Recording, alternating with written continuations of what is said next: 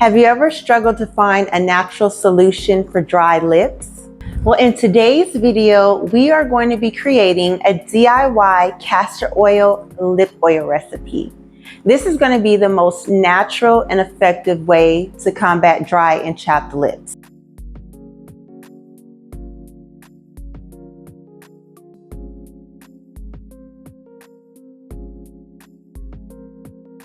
I'll be the first to admit it's pretty hard to find a good store-bought quality product. I mean, have you ever been to the store and haven't been able to decide on which specific product that you want? There's tons of different products at the store to choose from, but which one is going to be best for you? By creating your own lip care product at home, you can be able to tailor it to your specific needs, which means you can pick the oils, butters, flavor oils, micas, and pigments of your choice.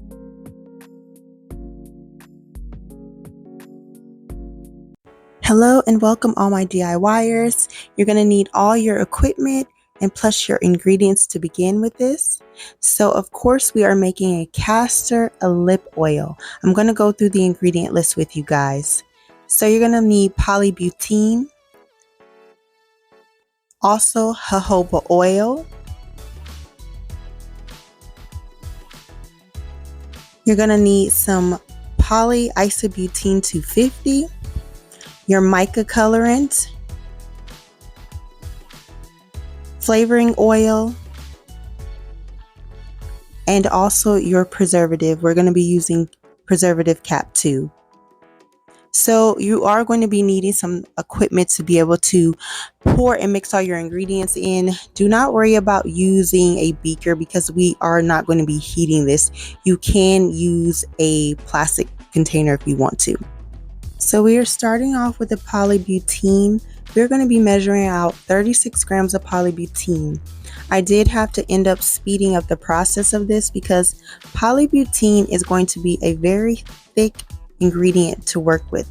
It's going to be kind of hard, so as you can see, I'm squeezing it as hard as I can to try and get this out of the container. By incorporating polybutene into your recipe, you're going to be adding extra shine and gloss to your cosmetic lip care products.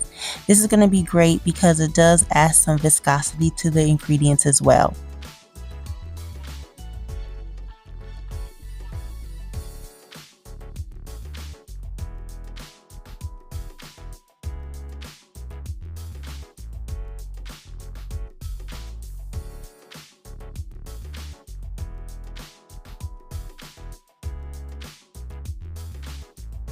Here's a close-up of what the polybutene looks like. So next we're going to be using castor oil at 20.80 grams. Castor oil is the #1 deep penetrating plant oil. It does penetrate very, very deep. It's highly moisturizing. It has so many health and beauty benefits. I love incorporating castor oil inside of my recipes. If you like to make your own recipes, I would highly suggest incorporating castor oil inside of your skincare products.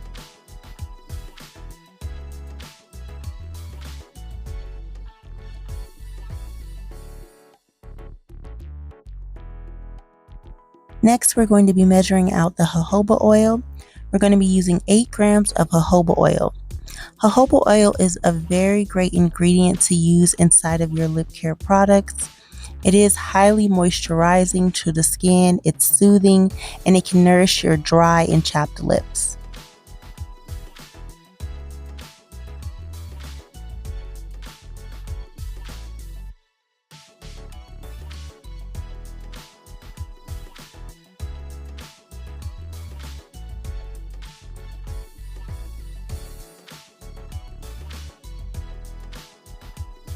Next is going to be the Polyisobuten 250 at 5.60 grams. Polyisobuten 250 is a shine enhancer.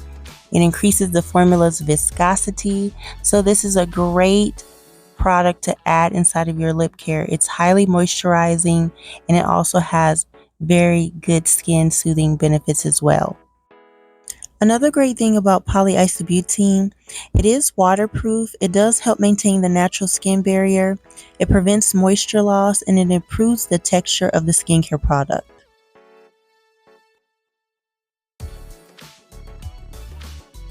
So here I am adding all the ingredients together.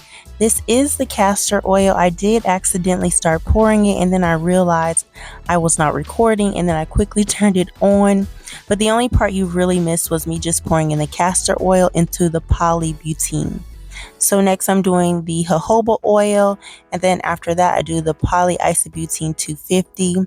And so I did decide to go ahead and switch this over to a larger container just so that it doesn't spill out, because we do still have a few more ingredients. I would say in the beginning I should have done this, because you really want to make sure you keep all of your polybutene because it is very tacky and sticky in the beginning. So really right here I'm just trying to get all of the polybutene because I want all of that for this lip care ingredients.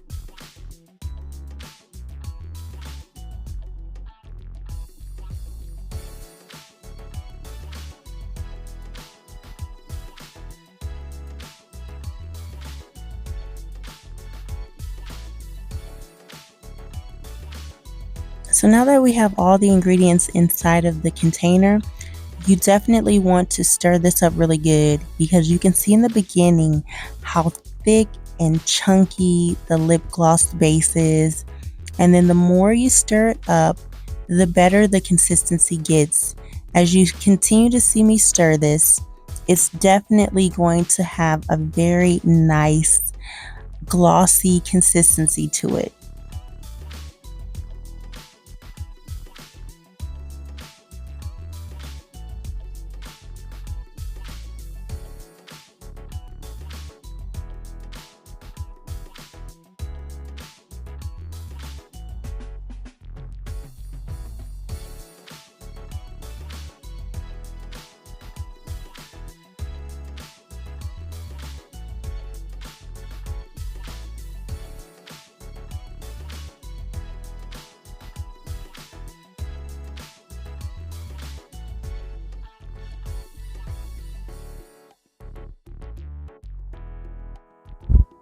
So now it's time to add in our preservative. I am using a TKB Cap 2 preservative. We're going to be adding this in at 0.80 grams. I did accidentally go over by 0.81, but that's really not going to make a difference. And so next we're going to be using our flavoring oil. I'm going with strawberry sorbet. And I'm going to be adding in our flavor oil at 1.60 grams.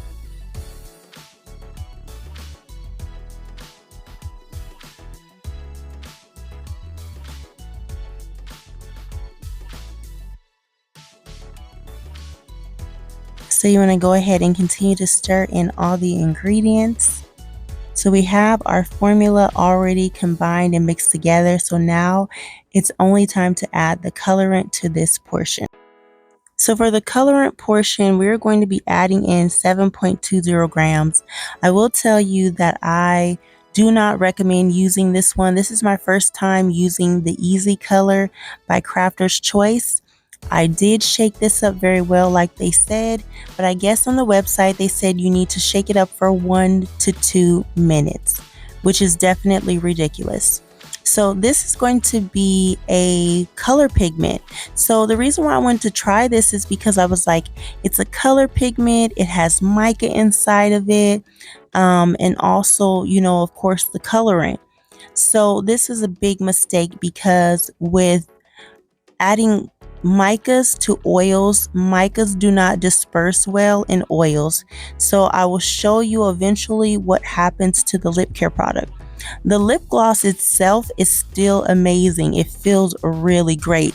It's just the aesthetics portion, because I'm very, very particular about how my product looks inside of the packaging, is what was throwing me off. So as you can see, when I'm stirring it in right here, it looks very beautiful. So I was just like super excited. I was like, this color turned out really good. But then eventually, because of it having a high amount of mica inside of it, the mica wants to settle inside the walls of the lip gloss tubes, and I will definitely show you this shortly. If you decide to use a color pigment, I would recommend using TKB's color pigment.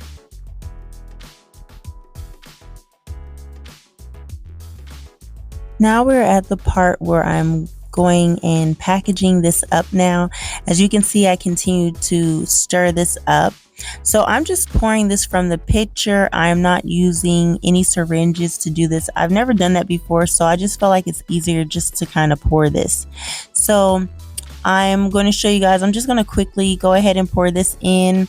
I also don't like the choice of tubes for this oil. I do feel like I wanted to do like a wand type one, but I feel like I do a wand lip gloss tube often in my videos, so I wanted to change it up. But for this one, I just really wish I would have chose a different choice. But at the end, I was a lot happier with the choice because I did have to kind of put my own twist to it. So you can see that the color pigment looks really good still as I am pouring this through.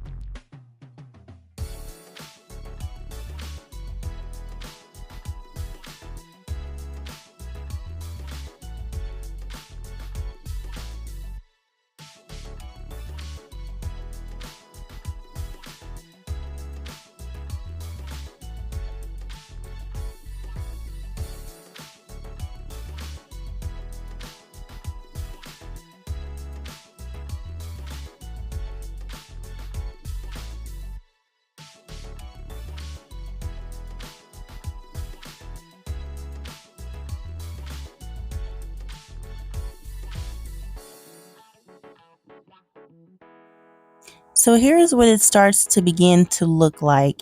And at first I started to doubt myself because I was like, did I mess up on the recipe?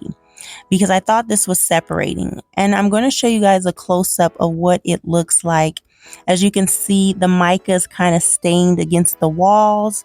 It kind of has like this like broken glass texture consistency. I don't know how to explain it, but I'm going to show you guys what the lip gloss looked like on me. Yes, I'm very irritated at this point, so because I'm really tired. I think I was just more so irritated about the company's color pigment because I really thought that was just kind of like a horrible choice to add so much mica without having something to kind of suspend the mica inside of the colorant, because it just really made the aesthetics not look too well for me. So I'm going to show you another close-up. I mean, it's not completely bad. This is a full tube, but it kind of makes it look like the tube is empty. But I'm just going to go ahead and go with it. I mean, the product feels really good. And so because of the way the lip gloss looked inside of the tubes, I did go ahead and add these rhinestones myself in order to make the packaging look a little bit more better. I'm showing you guys a close-up. As you can see how the mica is just sticking to the inside of the walls. Here's a different formulation I did. It's the same formulation, but I did use a TKB colorant just to make sure that this was not on my mistake of adding too much oil and the pigment separating. So you can see the TKB one, I just kind of went ahead and used any kind of color pigment. It's the same recipe that I showed you guys earlier, but here's what it looks like inside of the tube. So the TKB one looks really good. I'll be sure to add the recipe inside the description box. Leave a comment if you decide to try this DIY recipe. And if you're interested in learning more about how to create your own DIY recipes, I do offer a 60-page guide. Not only do I offer recipes for you to try, but I give you the tips and tools on how to create your own products from scratch. This is a comprehensive guide, and it's easy for anyone to be able to use. I give you information about the anatomy of the lips, the best butters, oils, and plant-based wax to use, and other lip gloss ingredients as well. Thank you guys so much for tuning in. Until next time, see you later.